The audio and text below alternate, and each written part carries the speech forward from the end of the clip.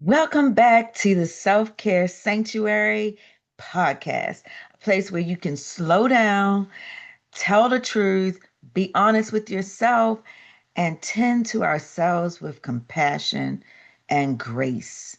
I'm your host, Sharron Terry, licensed professional counselor, and I am so glad you are here. Thank you for joining me today. Today, we're talking about resilience, and resilience is a word that gets used a lot, and sometimes it's used in ways that feel inspiring, while other times it is just used in ways that feel absolutely exhausting. And we are going to take our time today. If you've ever thought, I am so tired of being the strong person, the strong friend, the one that everybody comes to, or I just don't feel resilient right now, and for me, resilience is that bounce back. I don't feel like bouncing back right now. Well, stay with me. And before we get started, I do just want to ask you so graciously to like, share this episode, subscribe, and also make any comments. Share your thoughts with me about anything that you hear during this episode. Or you can also just share with me some of your thoughts about how you feel about resilience. So now let's just go ahead and get started. And before we do go any further, let's just take a slow, deep breath in through our nose. A count of four, three, two, one, and exhale gently through our mouths for a count of six. So five, four, three, two, one. And let our shoulders just soften, settle back in your chair. If you're driving, just relax. If it feels safe, just place a hand on your chest or your stomach and notice your breathing right now. It's nothing to fix. Just notice what your resting space is when it comes to your breathing, when you're relaxed, so that you can return back to that at any given moment. This is your baseline. So now let's get it started. Again, this episode is not about pushing harder. It's not about powering through or pretending things don't hurt, because we want to be honest, right? This is about understanding what resilience is really all about and how to build it in real everyday ways that will honor yourself, right? That you're going to be giving yourself space to heal, to rest, restore, to build your resilience. So you may ask, well, what is resilience? What is it really all about? And resilience is not the absence of stress, it's not the absence of pain or struggle. It's the capacity to adapt, to recover, and to continue even when life feels heavy. Now, from a therapeutic perspective, resilience looks like having emotional flexibility. It's about regulating your nervous system, making meaning of the things that we're going through. Like, how you go through a tough breakup or you're just having a hard time and you want to ask yourself, what does this all mean? What am I supposed to learn from this experience? It's about having supportive relationships, friends that you can count on, friends that you can just call in the middle of the night when you're feeling some kind of way, and they'll answer and they'll listen to you. It's about trusting yourself, your gut instincts. How do I really feel about this? And I know that I can trust myself to make the best decision for myself. This is what resilience is really all about, right? And there's a long time ago, I know I'm going to date myself when I say this, but there used to be this commercial or this toy, right? It was a blow up toy, and kids used to use it to bounce on, punch, kick, and it was called a wobble weeble. So the wobble weeble, it would just go back and forth, and even if it hit the ground when you punched it or kicked it or jumped on it, it will bounce back. Right. And that's what resilience is all about. Your ability to bounce back from situations, tough times, you know, illnesses, bad relationships, hard jobs. That's what it's all about. Not ignoring the fact that it was hard, but that you can bounce back from it. And so we're just going to be talking about different ways that you can bounce back. Now, let's just take a moment. And as you listen, as we progress through the podcast, as you listen, I want you to ask yourself, when have I adapted before? Even if it didn't feel graceful at the time, let your mind remember you, that you had resilience and that the resilience is within you to build on, right? So, in other words, you've been able to get through hard times, right? And now you're going through another situation. But remember, you've done hard things before. You've gotten through them before. So it's not a question of if you can do it, because we know that you can, because you have before, right? It's just a matter of, what does getting through it and bouncing back from this situation, what does that look like? What is this going to take, right? So these is not necessarily, resilience is something that you either have or you don't have. It's a skill set. And skills can be learned, they can be practiced, and they can be strengthened over time. So let's say, I'm just going to use a breakup as an example. So maybe that last breakup that you went through, you were in the bed for a week and you were calling and crying to your friends and, oh, I can't believe this happened, and he this and he that, or she this or she that. And it took you a long time to get through it. So now you're sitting back and you've made it after some time and talking to your friends, and then you've gotten out of the bed and you got yourself together and you started going out again. You started meeting new people. And that, from that situation, you learned that, hey, maybe I was giving too much in that situation. So fast forward, now you're entering a new relationship, and those things are, you're starting to see some signs of what happened in the last one, but it's different this time for you because you are familiar with the signs, so to speak. You know what it takes to get through that. So this time, the breakup is a lot easier. You're not in the bed for a month. Maybe you give yourself a couple of days to get over it, but the recovery time is much faster, right? Because you understand what went wrong. You didn't stay in the relationship longer than the expiration date, right? So these are the things that you've learned from the last time that you had to do something hard, the last relationship, right? So each time your resilience is getting stronger and stronger. Many people feel like their resilience is depleted, and that can make sense. Depending on the situation, we can be navigating chronic stress, or as the last episode, culture and collective trauma, right? We may be dealing with burnout from work, or, raising our kids and families and marriage, um, work, all of it, right? Then there's grief. There's uncertainty. Right now, we are living in very uncertain times.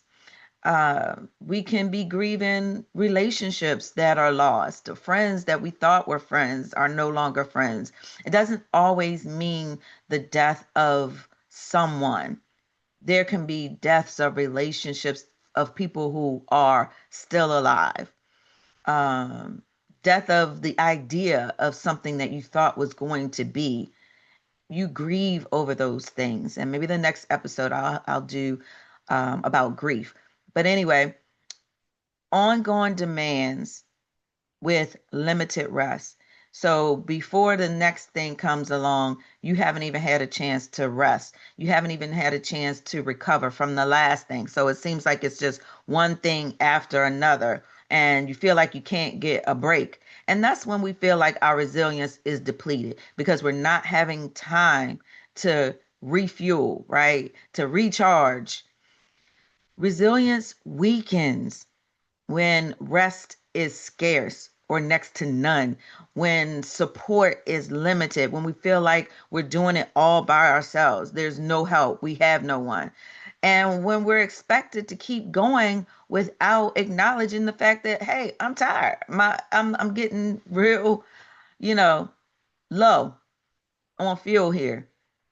I need help, right? And it takes admitting that you don't have to be strong for everyone. And if you are feeling low right now, it doesn't mean that you're not doing enough. It doesn't mean that you're failing. It just means that you're a human being, right? We get tired. And the body is meant and built to get rest and restore itself while we're resting. Our nervous system and our resilience levels are very, very much intertwined and connected. Our resilience lives within our nervous system. So when your body is constantly in fight, flight, or freeze, it becomes harder for you to adapt and recover. And you're building resilience starts with regulation, not motivation. Let me just say that one more time. Building resilience starts with regulation, not motivation, right? So, signs that your nervous system may need some support. If you find yourself tapping or your leg is shaking or you find yourself rocking, some people kind of pick their nails or maybe they pull their hair. That's your nervous system trying to self-soothe. So that means if you find yourself doing those things, it's time for you to slow down, check in with yourself, and see what is going on. Ask yourself, what do I need right now? Because my body is trying to soothe itself. So, some signs aside from that are chronic fatigue, irritability. So, if you find yourself just snapping at everybody, or you're tired and you just, even after sleep, you wake up tired, that's a sign that your nervous system is overloaded. If you are emotionally numb, like you feel nothing, then that's a sign that your nervous system is on overload. If you are having difficulty concentrating, if you can't read a book or you can't even sit still long enough, you're at work and you're trying to figure out what did I just read? Say that again. Or if you're feeling overwhelmed by small tasks, then that's a sign that your nervous system is overloaded. I was talking to someone the other day and she has to do she's a teacher and she has to do work at home, sorry, not meal planning, but lesson planning. And she just said that when she thinks about it, she knows she has to do it. She knows she has a set area where she can sit down and knock it out, right? But because she's so overloaded and burnt out, she will walk around and find everything else to do in the house except sit down and do her work.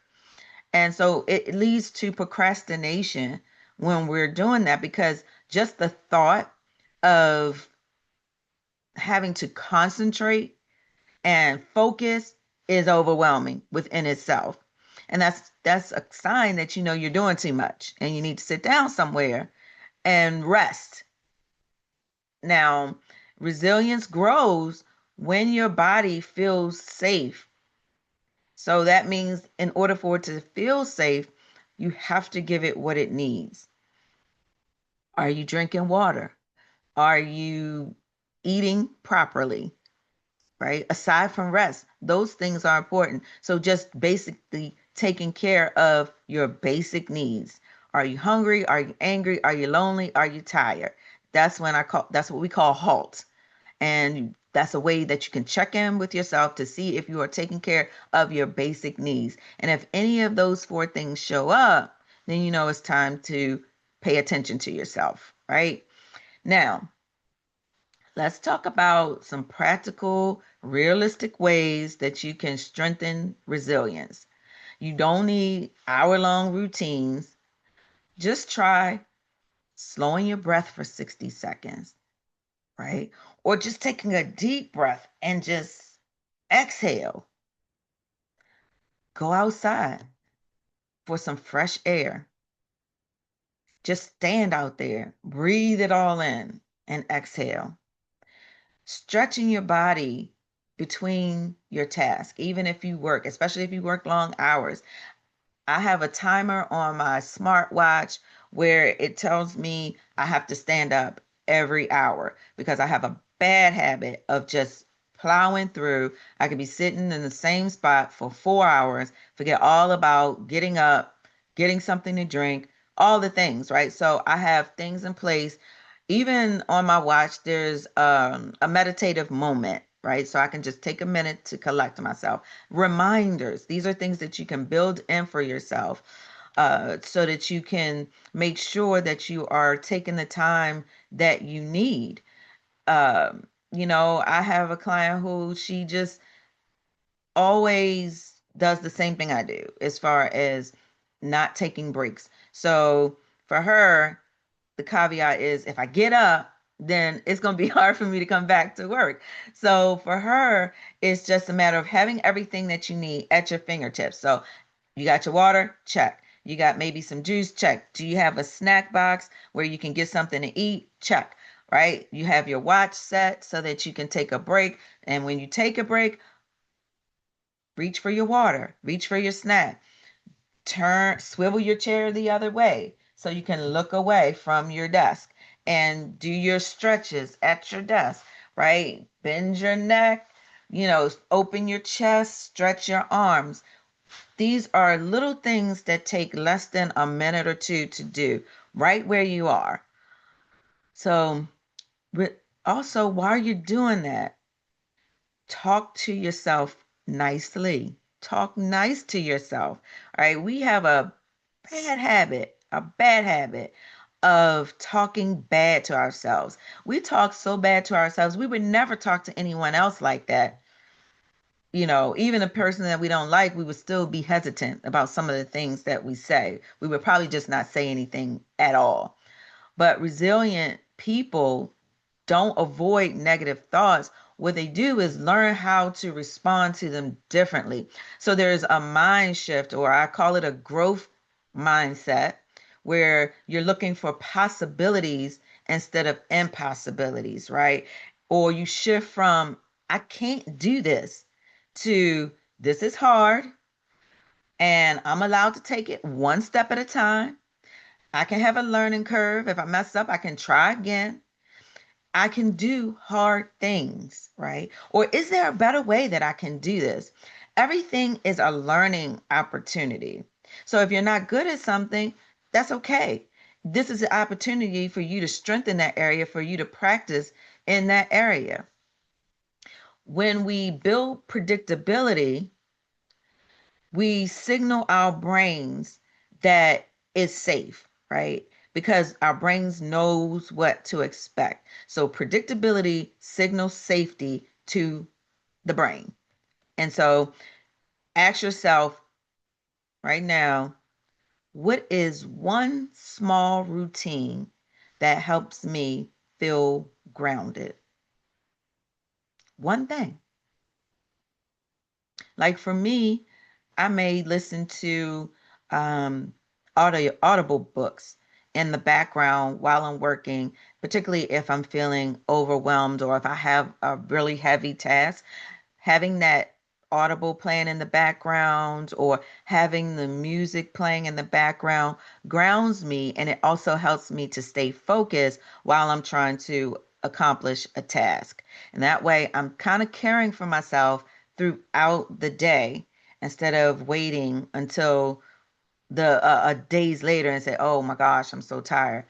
And don't get me wrong. this is all a work in progress. Like these are the things that I have to do for myself because again, I have a tendency to just plow through or I'll get so wrapped up in something or someone else and then I don't always know how it's affecting my body until after the fact, right? So I'm sharing with you that if we take care of ourselves as we go, then there won't be this huge letdown or breakdown when the task or the hard thing is over.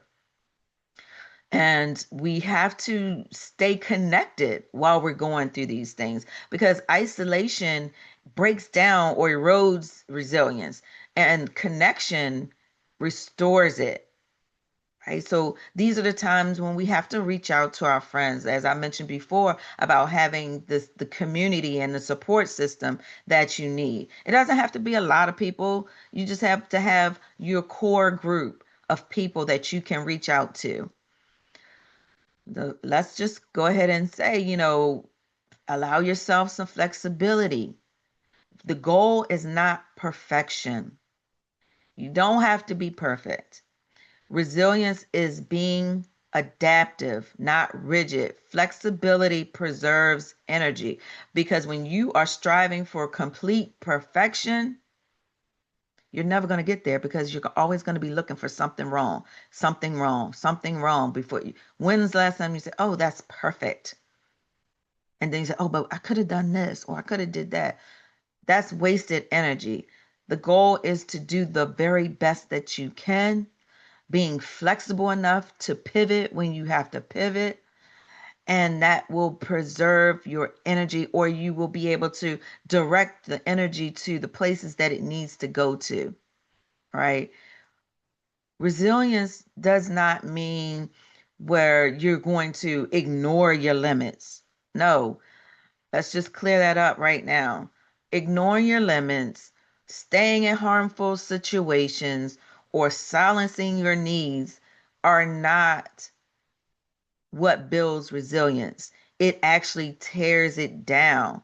It takes away from it when you are ignoring or trying to override your limits. Let's just be clear that your capacity is the ability to hold certain things, the ability to be able to do certain things, right? Whereas your resilience is your ability to bounce back from them, right? So capacity looks like, yeah, I may have the capacity to work 10-hour days, come home, clean up, cook dinner, take care of all my kids, then attend to my husband's needs, right? I may have the capacity to do that. Whereas someone else may only have the capacity to come home, cook dinner, and feed the kids. And then they need to hit the couch. So the capacity level is your ability. How much can you hold? How much can you contain? Right? What's your ability level? And then even for doing hard things. And once you have done those hard things and you've reached your capacity, then what is your bounce back? How resilient can you be from recovering, from being a caregiver, from recovering from a relationship? Yeah, you had the capacity to stay in it. You ignored your limits. You were in harmful situations. You silenced yourself, didn't give yourself what you needed, right? You went above and beyond your capacity and you wore yourself out. You stayed in relationships or situationships or jobs way past the expiration date. So now it's going to be how you take care of yourself, how you rest, how you recover, how you restore. That equals your resilience. Now, true resilience includes creating boundaries. Boundaries are for you to keep you safe and for the other person. Boundaries, I talk about it all the time, is how we teach people how to treat us. But in order for you to know that, you have to spend time with yourself. You have to spend time asking yourself, what do I need? What don't I like? What do I like? Right? Again, I can't say it enough. Rest. True resilience includes rest. It includes asking for help. It includes choosing yourself when necessary. When is it necessary? Most of the time. Even when you are asking yourself, can I do this for someone? When somebody comes to you and they say, hey, can you do this? Or hey, can you help me with that? Before your automatic answer is yes, check in with yourself and ask yourself, do I need to be doing this? Right? Do I have to choose myself? Do I have the capacity to do it? You don't earn rest by suffering. You don't have to suffer. You don't have to wear yourself out before you decide that, oh, I better lay down. You don't have to push yourself to exhaustion before you decide that you need rest. Let me just reassure you. If you are listening and you're feeling discouraged, you feel like your resistance is zero, I want you to hear this. You don't have to bounce back quickly. Take your time. What's the rush? You don't have to be strong all the time. You just don't. This is the story that you're telling yourself. I have to be strong. I have to be strong. I have to be strong. Who told you that? Who told you you had to be strong all the time? Even Superman had to rest. Even Superman had kryptonite that could take him out. Sometimes resilience looks like showing up. Sometimes it looks like pulling back. Sometimes it looks like I got to start all over again. The key thing is that you don't have to prove your resilience to anyone. You don't have anything to prove to anyone. You can just be. All of it counts. All of it, right? And for those who are spiritually inclined, resilience can also mean trusting that you are being held. And when things feel uncertain, turn to your higher power. You know, it may be scripture reading, it may be prayer, it may be meditation or connecting with other like minded believers. You know, your higher power can serve as an anchor when you are feeling like your strength is limited, or you feel like you don't have any strength, or you can't go another step, or if you're feeling like you're all alone, reach out to your higher power, right? Say that prayer to strengthen yourself. Believe that you are not alone, that you don't have to carry this burden all by yourself, and that you are strong and you can do hard things. How do I know that you can do hard things? Because you've done them before and you're here. You're here now. You're listening to this podcast, and it's not by chance or mistake. This is your reminder, right, that you are resilient. You do have a strong bounce back game. Okay? Trust that. Now, what I want you to do is just take one final breath.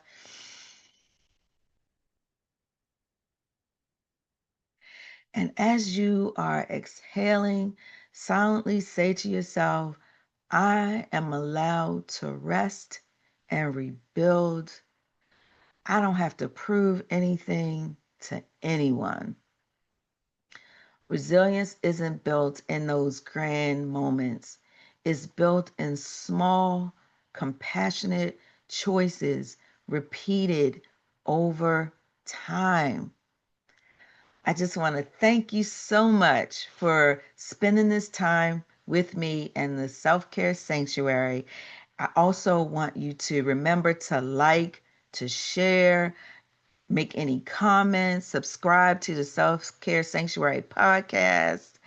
And also, as I always say, remember that self care is not an option, It's necessary. And when you learn to love yourself, it really doesn't matter who doesn't. Until the next time, be kind and gentle to yourself.